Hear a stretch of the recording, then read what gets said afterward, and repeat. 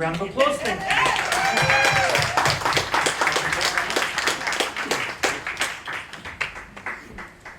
Thank you very much. Thank you, brother. Good evening, everybody. Now, I have some notes here. I actually do know my own life story. I don't have to keep referring to this. It's mostly going to be because otherwise I will get off track. I have Tourette Syndrome, which means I'm going to make some words and motions and do some things. And every now and then it will completely wipe my brain, so I will have forgotten what I'm talking about and where I was. So I might quickly flip my head at these and go, oh, that's what I was saying. But thank you all so much for joining us this evening for a night of stories and differing perspectives. I think it's so wonderful. For me, it's so important to put yourself into other people's shoes and try to experience what they have for just a moment. So, when I was asked to speak this evening, I struggled for a little bit because I couldn't think of one single moment in my life that would explain Tourette's. I couldn't think of one single thing that I've experienced that will explain what it means to have a neurological condition like Tourette's, where you don't have control of your own body and you don't have control of your own mind sometimes. So, I am quite strange for a person with Tourette's. I wasn't, pissed, that's fucking gay. I'm quite different. I wasn't diagnosed until I was 22 years old. Most people will be diagnosed when they're children. The reason for this is that my childhood was mostly free of the tics, that kind of forward-facing part of Tourette's where we swear, we make noise, we have movements, right? Most of my childhood was free of those problems. For me, what I struggled with the most were two things. We call them comorbidities in the kind of community. One of which was impulse control, and the other is intrusive thoughts. Now, I know saying something like having problems with impulse control might seem like behavioral issues and things like that, but with a person with Tourette's, it's actually far more than that. Ooh, that's gay. It's far more than that, right? It's actually a neurochemical problem in our brains. Now, I do this for a living, but I don't have 45 minutes to explain to you all this evening the chemistry of Tourette's and why it does what it does. But the basics are, our brains have far too many thoughts whizzing around because we have too many chemicals, and we don't have enough brakes to stop those thoughts going to places that they're not supposed to be, right? So, for me, impulse control issues were very much not recognizing the perceived consequences of the things I was doing. Right? So for me, I would not perceive a physical consequence to something I was doing, and then that would immediately follow me having that physical consequence, right? So for me and my family, we call this my stuntman era.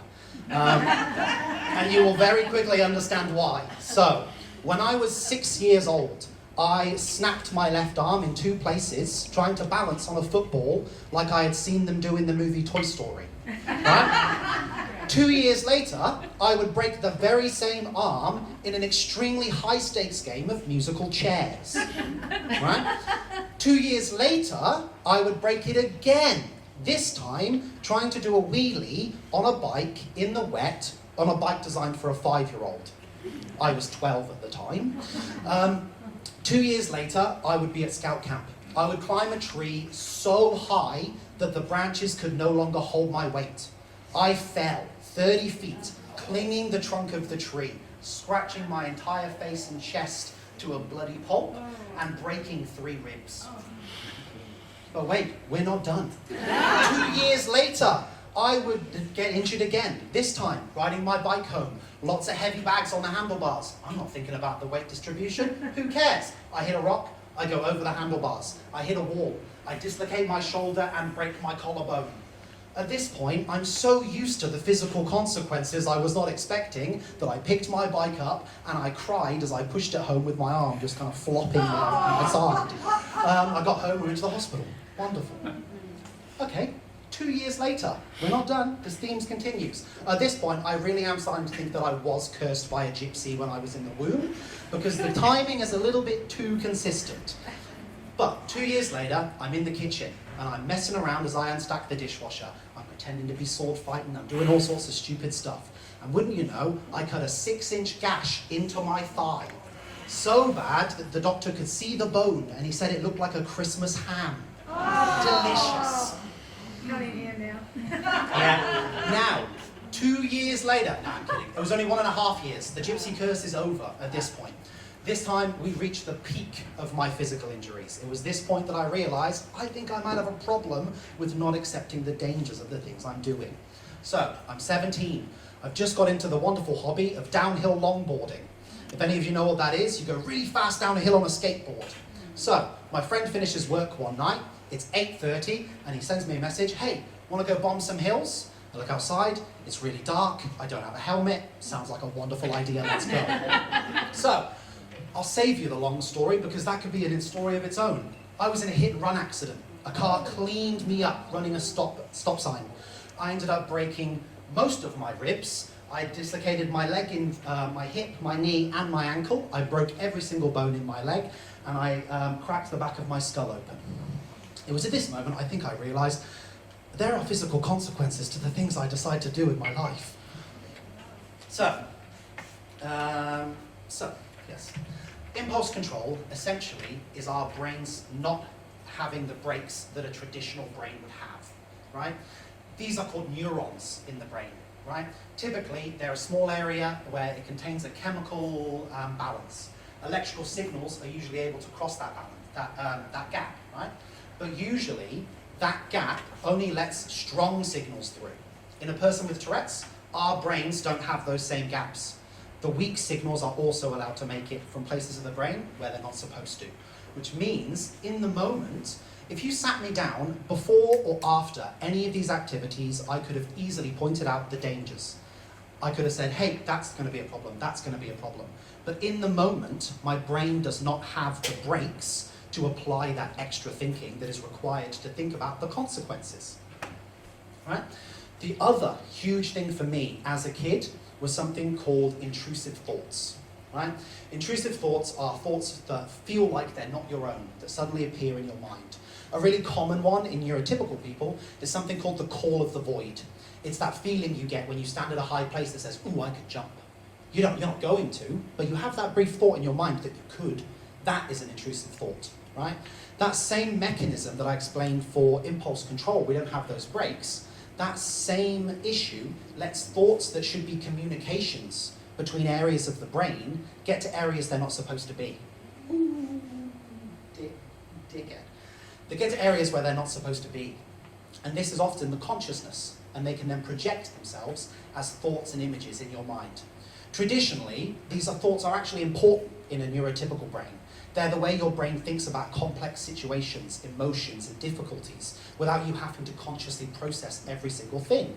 The difference is, our brains, these things can come to the forefront. For me as a child, these things demonstrated themselves in kind of two very particular ways.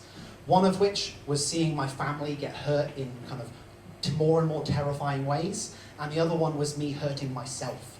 It would be me picturing putting my arm through a railing and snapping my arm, or putting cigarettes out in my eyeballs and things like that. These are all things that would be existing in the back of my brain but shouldn't be in my consciousness, and they would wiggle their way out from the back and to my consciousness. So, like I said, for me, that's piss. For me, I didn't have the kind of telltale signs, of tics when I was a child and a teenager, right? Hindsight being 2020, I definitely did have tics, but they weren't these huge noticeable things like I'm doing in front of you now. They tended to be a small nose scrunch, or in particular for me, when I was a teenager, I would force myself to burp to the point of acid reflux, because it never quite felt right. I didn't feel like I'd got the burp correct. And that's something that we see a lot in Tourette's. You'll have a tic, but you didn't get it right, so you have to do it again and again. So in hindsight, we can see that I definitely did have, tics. But the thing was, that is often how we diagnose Tourette's, is it's by the tics. But you talk to a person with Tourette's and we'll tell you, the tics are just the tip of the iceberg. The tics are just the tip of the iceberg, right? There's actually so much more going on in our brains that we tend to struggle with. If you speak to most people with Tourette's, they'll tell you, the tics don't bother us, right? It's my day-to-day. I can imagine how it would be confronting to see me deep throat a microphone because you're not used to it. For me, that's 4 times a day with a coffee spoon or whatever's in my hand. It's so normal. In the same way you don't think about blinking and sneezing and all those things, it's the same for me and my tics. right? But what I do think about is my intrusive thoughts, the thoughts about my family dying in a house fire every time I touch the stove, and things like that. Those are the things that I found really difficult to deal with. But when I was 22, I had a mental health crisis, let's call it. I had spent many years up to this point abusing hard drugs and alcohol, and I kind of reached my limit.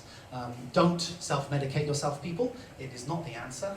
You'll only end up further off the line. But when I was 22, I had a mental health crisis, and I tried to kill myself. From that moment on, my tics got increasingly worse.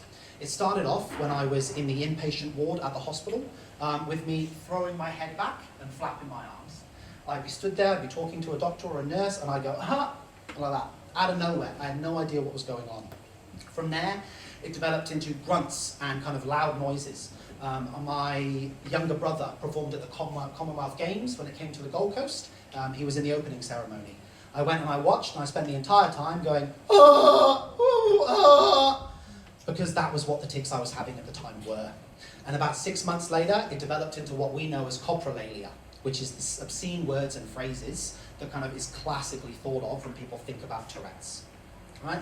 Coprolalia comes from the Greek, literally meaning shit talker, because that is what you're doing. You are talking shit, right? One of the things I've been spending the last couple of years doing is trying to change people's idea of what coprolalia is, right? When people think of coprolalia, you think obscene words, words that are rude, when actually it's more specific than that. It's actually about taboo words, not specifically obscene words, right?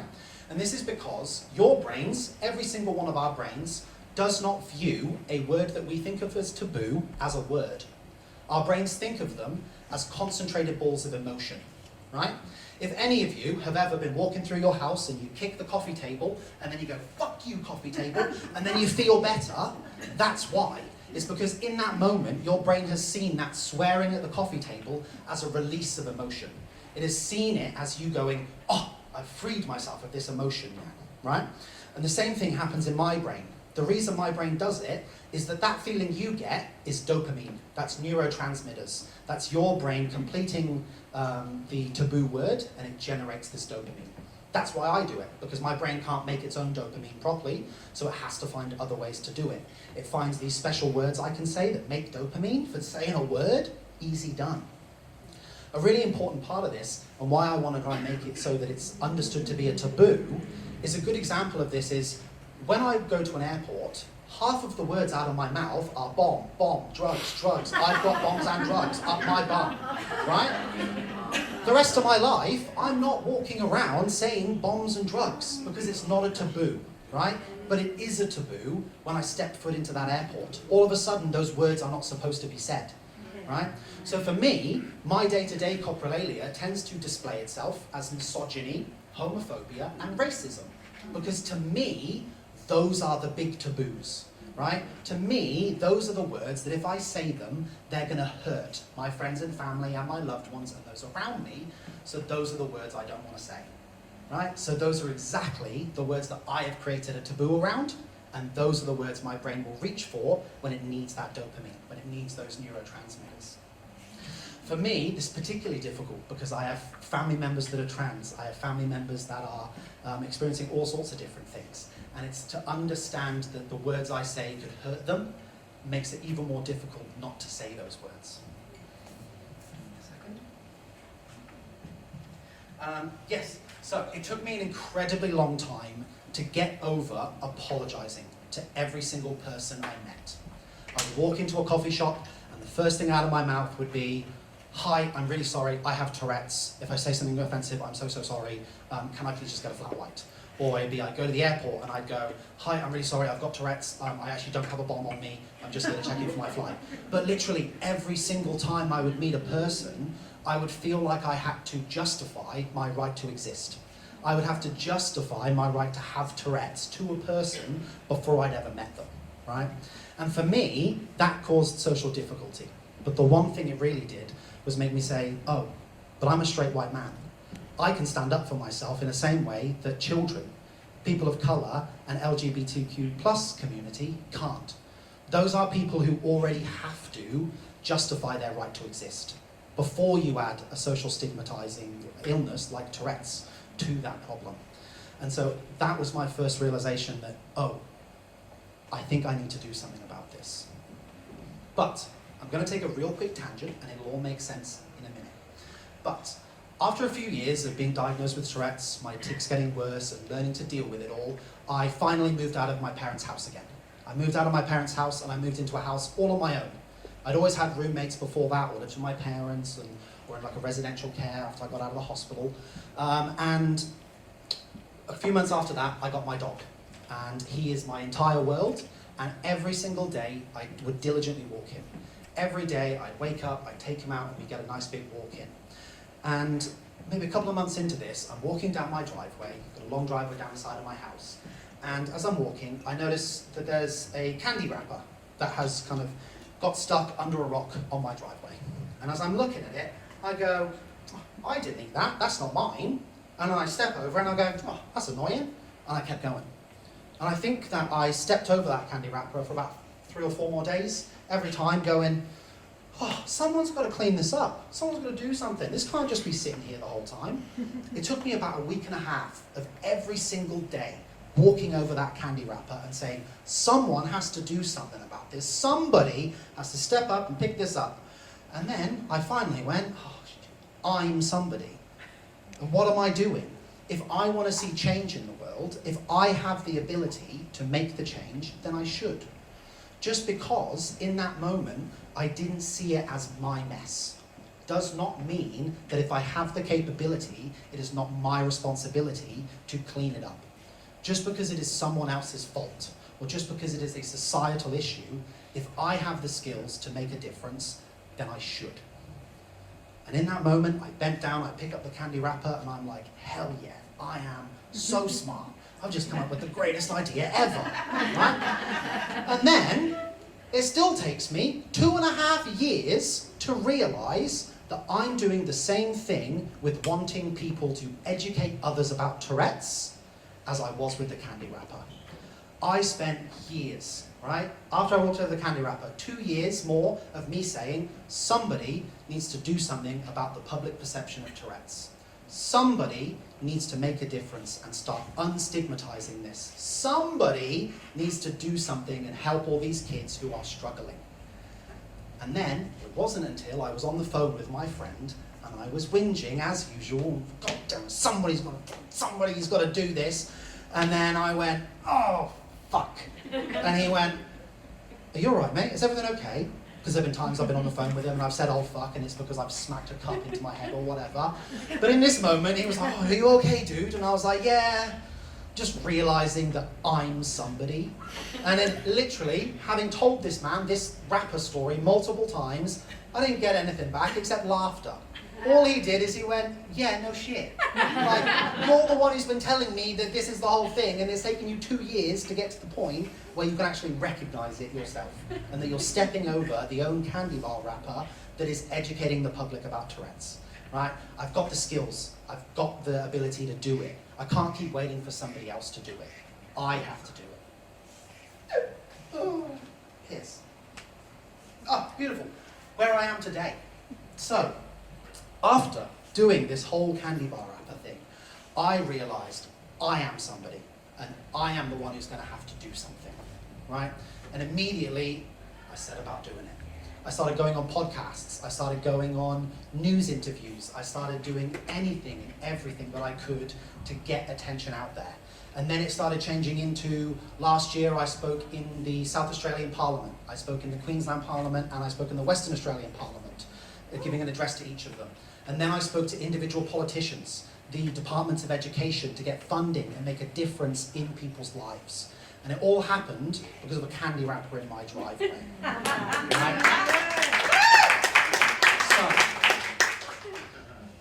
the biggest part, I think, for me, of becoming the someone that I had been waiting for all of those years, happened to me last year. So last year, I got the chance to go on a television show called Big Brother. Oh, piss. And to me, it was just the perfect chance to get an unedited view of Tourette's into as many Australian homes as I could. I can do as many podcasts, I can do as many public appearances and meet people and do things. But until we can change the basic idea of what Tourette's is in people's minds, we're never going to deal with the social problems that it arises, right? And so going on Big Brother gave me that opportunity. It let me get a realistic view of what Tourette's is and neurodiversity as a whole into people's homes, right? And ever since then, all I get when I go in public is, I was explaining to Sam earlier, I will go to Kmart and a mum will sprint at me like the Terminator across Kmart to grab me by the shoulders and shake me and go, "You've changed my child's life! Oh my God, you don't understand!" Which to me, that is the entire reason I did it, right? I didn't really want to win the money because at that point I was like, that's just going to come with pressure and stress. The win for me was simply getting to be there for so long, to have so many people get a view of what Tourette's really was. It's not constant yelling and screaming and bother. It's those moments of high stress. That's when it gets really bad. And I think the Big Brother gave me an opportunity to show Australia that. So, if I am going to leave you all with one thing, it's that none of us are ever truly done growing. None of us are ever truly done being better people. And we're never done leaving an impact on the world around us. If there are things in your life that you are just waiting for that someone to come and fix it for you, they're not coming. You're the someone, right? I'm sure all of you have a someone will do it. No, that's you. You're that someone. And don't forget it.